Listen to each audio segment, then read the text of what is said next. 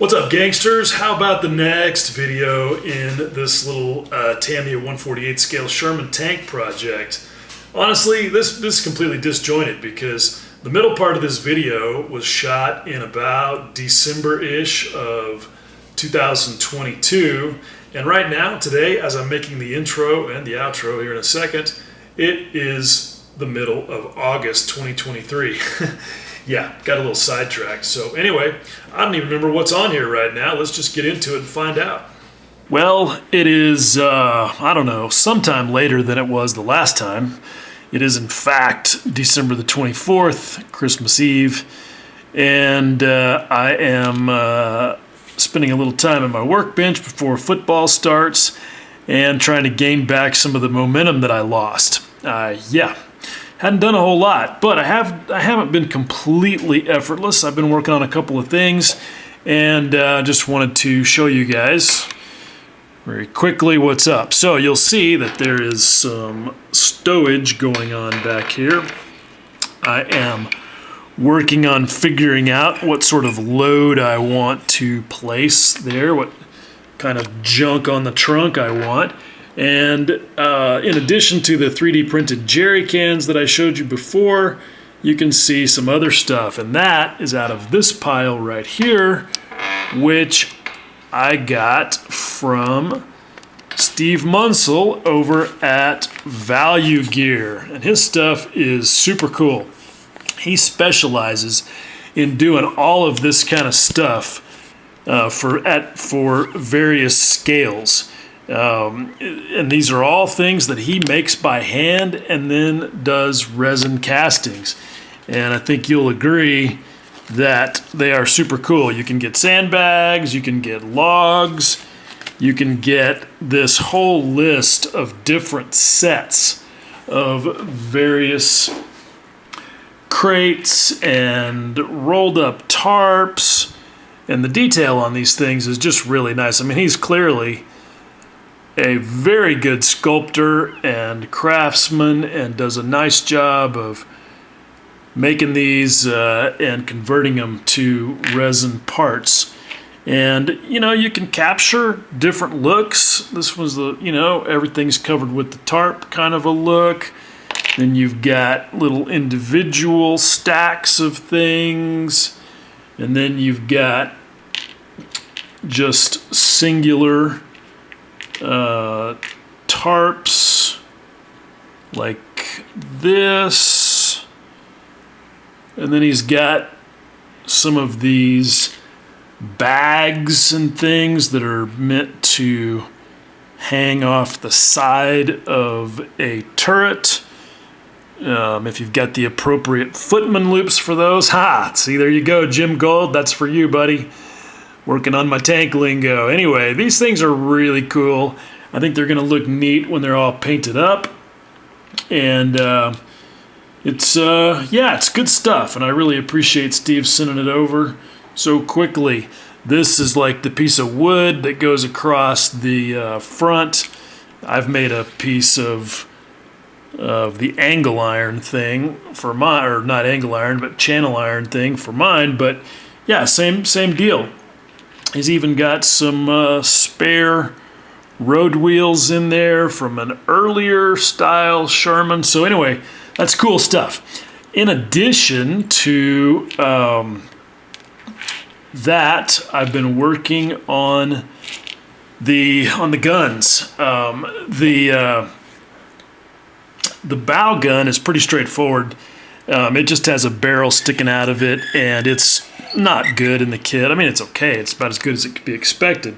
But as you can see, I've cut it off and I've drilled a hole in the end there that is going to be for a 3D printed one that I've created in Fusion 360. The other gun that I have also been working on is the 50 cal up top, and I did not have a Fusion 360 model of that, and I didn't need one because I was very graciously donated some STL files from a party who shall remain nameless, but who did an excellent job of of creating them in Fusion 360, and they were created for a larger scale, but he gave me the STL files and I downsized them. And yeah, it was, I think, pretty ambitious because things do not always scale down in, you know, for 3D printing very well, because you will get parts that are just too small. You know, if you design a piece of 1/8 inch thick sheet metal at full size and you scale it down 48 times, obviously it's going to be extremely thin.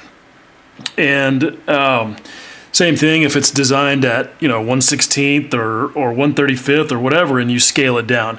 So I've been experimenting with printing these things and assembling them. This is actually an assembly of 5 parts. The yoke or the wishbone thing, whatever it is, the pintle. That's right, I've been calling that brass part the pintle. And by the way, yeah, the brass part is there because I'm an idiot and I lost the one from the kit. But anyway, that's just the pedestal. The pintle is the wishbone thing. Then the next part is the body of the gun and the barrel. And then you've got the ammo box, and it's got a separate partial belt of ammo. Well, here, let me, yeah, I'll show you over here. One of the great things about 3D printing is that it gives you the opportunity to print as many times as you need to and practice assembly. This is my first version, and I broke a few things and figured out a few things.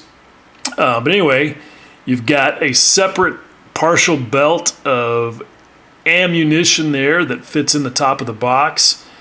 And then you can't see it, it's not on this one. There's a charging handle on this side, and then the grips on the back. And I also broke the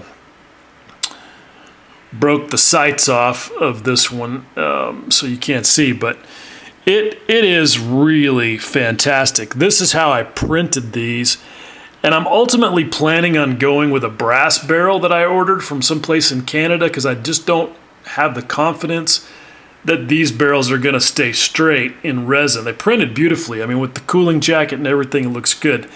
Now, it's possible, if you've got enough meat, to drill or design in a hole in the barrel that you can put, you know, a piece of rod into so that it will stay straight forever.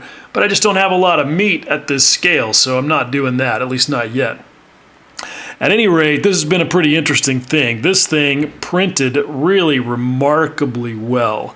I don't know, let me see if I can get this here where you can see it without breaking it. It doesn't really matter. This is version 2.0, but it's still just practice. I'm still working on some changes.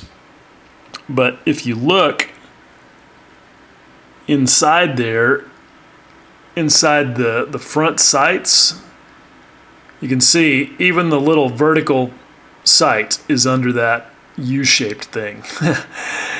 Finer than a hair. But there were some other things, like you can see some little remnants of like some wire clips that were on the side there that they didn't survive. And that's okay, because at 1/48, I mean, they're just not going to be visible. So at any rate, I've got version 3.0 on my computer, just waiting for some. I have to figure out what size the end of the brass barrel is, so I know what size hole to make in the front of the gun body before I commit to printing the next version of the parts. But I think it's going to be really cool. I mean, this is pretty damn cool as it is. I mean, yeah, it's amazing what you can do with 3D printing. So that's pretty neat. I'm pretty stoked about that. I think it's going to come out good in the end. So with that, I'm going to move on and conclude this little clip, because that was just about enough time for this set of tracks that I've got sitting here to get sufficiently glued together that I can pick them up and start installing them and get that task complete. So here we go. Well, alrighty then. So I'm not even sure what the date of the last time I talked to the camera about this little thing was, but it's got to have been like 8 months ago, because today is Friday, August the 18th. And yeah, this thing has been languishing in La La Land for most all of this year. I just got sidetracked with some other things, not all of which I'm stoked about, some of which was legit. Yeah, whatever. It's nothing but a list of excuses. And now I got to restart the momentum, because I don't know why I've been so unenthusiastic about painting this thing. I mean, that's my favorite part. And I did have a hoot, building this thing, but I always was like, okay, yeah, I can't wait to do some paint and some weathering. And I just haven't. But yeah, that's going to change. I'm finna finish this thing, but I thought I might as well just go ahead and wrap up this episode with a little chit chat about it, because I think in the last clip I was just talking about having done some of these detail things. And as you can see, that I have put a coat of Mr. Surfacer 1500 gray primer all over this thing. I've put a base coat on the machine gun. I've put a base coat on the tracks. Anyway, but let's talk about the rest of the stuff. I don't remember if I talked about the chain before. I don't know, this chain, so controversial. Anyway, this is my chain with my 3D printed hooks. I am actually pretty proud of, because the hook was a bit of a design exercise in Fusion 360, and ultimately I think I ended up downloading one maybe from like McMaster Car. I don't remember. Anyway, pretty stoked about the 3D printed hook and the way that I got it on this chain. This chain is pretty decent for scale, but of course I know a lot of people are gonna be like, bro, you never use chains. Well, yeah, I get it. Obviously, tow cables are the safest and most correct thing to use, because they fail gradually rather than just snapping and flinging and decapitating someone. But I can tell you as a farm kid that chains can and will be used anywhere there are dudes who need to deal with getting something moved quickly, and know that there's not a safety issue, because they are much easier to handle than tow cables. Speaking of said tow cables, so I don't know if I talked about it, but at any rate, I'm gonna take this off so that I don't drop the machine gun. Anyway, so I'm pretty stoked about the tow cable on this thing, because I substituted the picture hanging wire for the kit cable, or for the string that they give you in the kit, which looks much better, and it's real steel. And these cables, if you've ever handled even these little bitty ones, you know that they're not soft like a rope. They are stiff, and when they're an inch thick, they are a bear to manhandle, and especially when they're 15 feet long. Somebody's going to grab a chain for the quick pull every day before they unass this thing from the tank hull. So yeah, that's my story, and I'm sticking to it. But I'm really proud of my cable ends, the way that they came out. You can see like how I did this one. That's actually 3 pieces there, so that it actually, it's loose in that shackle. And that is not technically the correct way to hook it, but again, field expediency being field expediency, you can see there. So I'm pretty stoked about that. And then the front one, I went ahead and just did as a single piece, clamped in the traditional way. So there's that. Stoked about that. Okay, so oh look, I got one of my bogey wheels falling off. That's what happens when shit sits around forever, but that's all right. We'll get that fixed. All that undercarriage stuff is obviously already painted, and I managed to keep it from getting gray primer on it. And I'm not too worried about it. It's actually a lot darker than I want it to be, but I'm going to correct that with weathering and or hide anyway. But so there's that, and then there's my light guards. They came out pretty good. Nice, delicate little 3D printed part that looks much more like the real thing. And then I got them on the front here. I'm pretty stoked about that. And then I added those little gizmos there on the sides. I'm not sure what those are for. I just see them in pictures. And so there's that. Oh, and my weld beads. You can see now how they look under primer. Again, I'm not sure if I talked too much about the weld beads, but I did the one side with lead wire, and it, turned out pretty cool. But it was hard to keep it stuck to the thing. And then I did the other side using stretched sprue, and it was a lot easier to manage, honestly, and I don't know, probably stick to that. But there it is on the other side. I'm pretty sure this is the lead wire side, and so you can kind of see how that looks. So anyway, I went ahead and attached the tools, got some little parts for the braces on this folding shelf back here, and of course got my exhaust guard back there on the back, looking pretty dope. So that's all good. And then with the turret, so this is good. I'm gonna pop this off of here for the moment. Got my 3D printed grab handles that a few people gave me shit about for being overkill, but which were awesome because all the holes were drilled and I just had to drop them in. I think I even used extra thin because they don't need much stickum to hold them in there. And as it turned out, as I'll show you in a few minutes, well, actually, no, I won't. That'll be a different video. I was able to use some of the other handles that I because I printed like a dozen of them, dozens, because there's, I think, 10 of them on this thing. Anyway, I was able to use a couple of them on a completely different, unrelated project, and I felt very clever for that. So anyway, there's that. Here is the Ma Deuce. I am really stoked.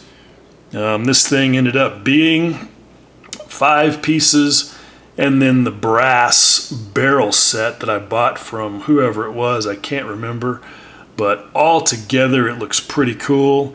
And I'm going to put some ungloss on it, and that, or at least on the ammo can. That's probably all I'll do is the ammo can, so that I can paint it.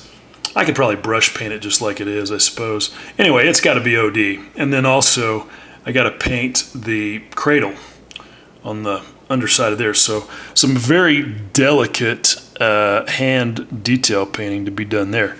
Anyway, then here's some other stuff. These are all parts of the stowage. My lovely jerry cans that I was donated by a very kind soul, and I shrunk those down from a much larger scale, but they are beautiful. I mean, you can see just even the little handles on the caps to unscrew.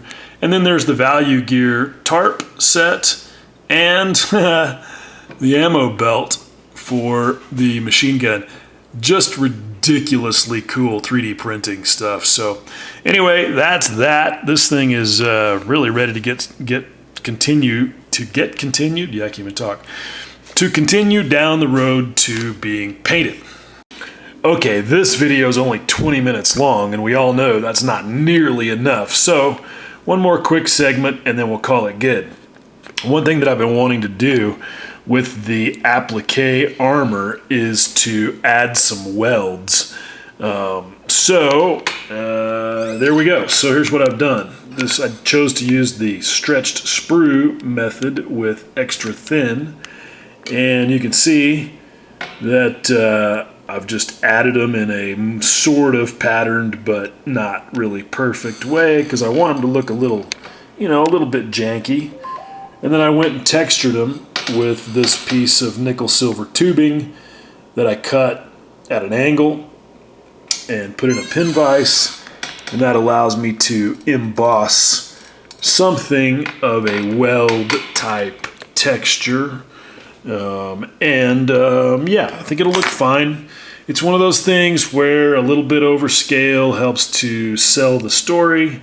And so even though as a welder of many years, I know that these are a bit large and the texture is a bit large, that's okay because I want them to read correctly. So anyway, that's it. This one's now got a little bit of Mr. Surfacer 1500 gray on it just to see how it looks, and you can see the difference. And so that's it. I'm going to call it good, and we're going to put this thing up on the old YouTubes. Okay, so there you go. Hopefully that was fun, cool, and informative. I've kind of, like I said at the beginning, lost track of this project, so I will get back on track though, because it's time to start getting serious about finishing this thing and doing some paint and some weathering. So yep, that's going to be happening, and I am going to try, my intentions are good, to do a step-by-step on painting and weathering. I mean, I'm not really qualified to tell anybody how to paint and weather armor, but whatever, we'll see how it goes, right? Anyway, as always, I appreciate